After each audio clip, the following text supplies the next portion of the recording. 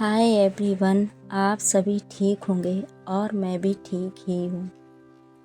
अब आगे स्टोरी का नाम चाहत के उस पार, एपिसोड 17, परछाइयों की हलचल। पिछले एपिसोड में आपने सुना था, दोनों के कमरे, दो शहर, एक ही रात। रिया और जारा अलग अलग बिस्तरों पर एक जैसे तकिए में मुंह छिपाकर सोने की कोशिश कर रही होती हैं। दिल के कोनों में बेचैनी थी, पर उस बेचैनी में भी एक जुड़ाव। उनकी सांसें जैसे दूर होते हुए भी एक ही लय में चल रही थी। अब आगे बढ़ते हुए, स्थान दिल्ली, कोचिंग सेंटर, समय सुबह 9 बजे। रिया हर दिन की तरह क्लास पहुंची। बाल हल्के गीले थे, आँखों में नींद कम, सोच ज़्यादा। लेकिन आज कुछ नया था। एक नई लड़की उसके बराबर वाली सीट पर बैठी थी। लड़की मुस्कुराते हुए बोली, हाय, मैं समृद्धि हूँ। तुम्हारा नाम? समृद्धि ने कहा। इधर रिया ने कहा, रिया। दोनों की बातचीत शुरू हुई और धीरे धीरे रिया को एहसास हुआ, समृद्धि बहुत सी चीज़ों में जारा जैसी है। वह कॉफ़ी का दीवाना होना, वही कविता लिखने की आदत, और सबसे अजीब उसकी मुस्कान जारा की मुस्कान से मिलती जुलती। समृद्धि हंसते हुए कहती है, तुम मुझे ऐसे क्यों देख रही हो, जैसे कोई भूत देख लिया हो। रिया छेपते हुए बोली, नहीं, कुछ नहीं, बस तुम थोड़ी जानी पहचानी सी लगती हो। उधर मुंबई, जारा का ऑफिस, समय दोपहर 1 बजे। जारा अपने नए प्रोजेक्ट पर काम कर रही थी। क्लाइंट मीटिंग में एक नई लड़की आई। नाम था तन्वी। तन्वी का अंदाज बहुत सिंपल था, पर उसके आँखें वैसे ही गहराई लिए हुए जैसे रिया की। तन्वी ने कहा, मैं आपकी स्टाइलिंग टीम से जुड़ रही हूँ। पहली मीटिंग आपके साथ ही करनी थी, ताकि आपकी वाइब समझ सकूं। जारा हंसते हुए बोली, मेरी वाइब या मेरी कहानी? तन्वी ने कहा, कहानी तो शायद दिखती है जारा, आपकी आंखों में कोई अधूरी कविता सी बसी है। जारा ठिठकी। पहली बार किसी ने उसे ऐसे देखा था, जैसे रिया देखा करती थी। इधर दिल्ली में शाम 5:30 बजे। रिया और समृद्धि कैफ़े में।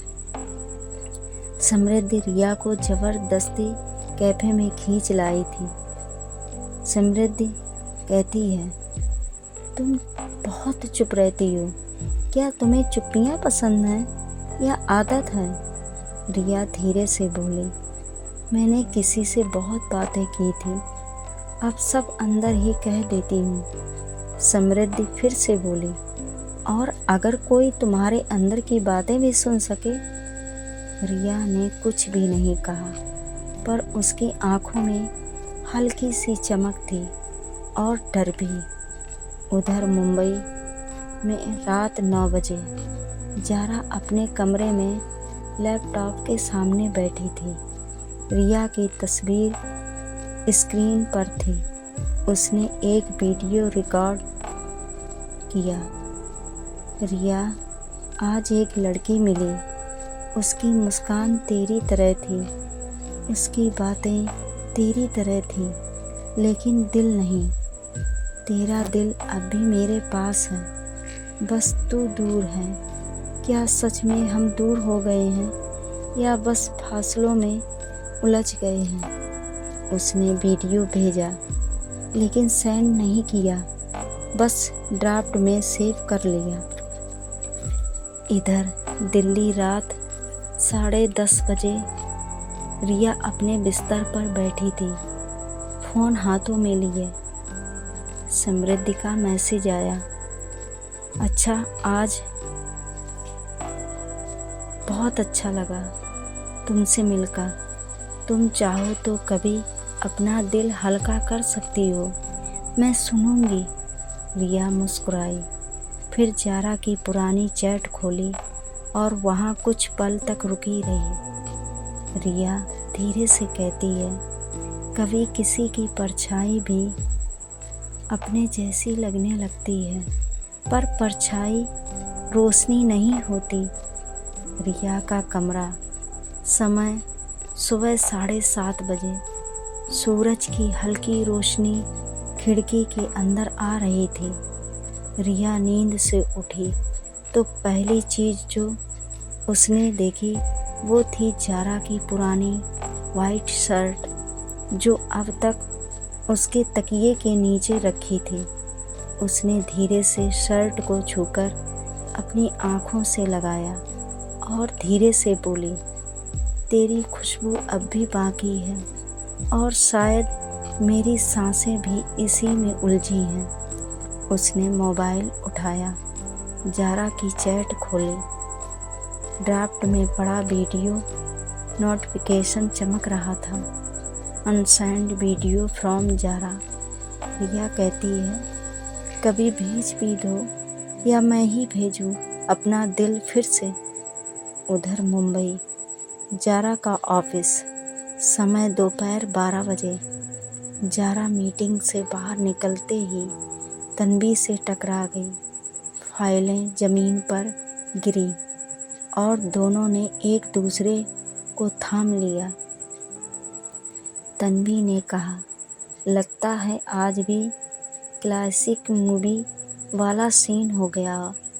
जारा हंसकर कहती है, बस म्यूजिक की कमी थी। तन्वी ने फाइलें उठाईं और एक पन्ने पर जारा और रिया की पुरानी तस्वीर का स्केच देख लिया। तन्वी ने पूछा, ये कौन है? जारा संयमित स्वर में कहती है, अगर अधूरी ना रहे तो कहानी कैसी?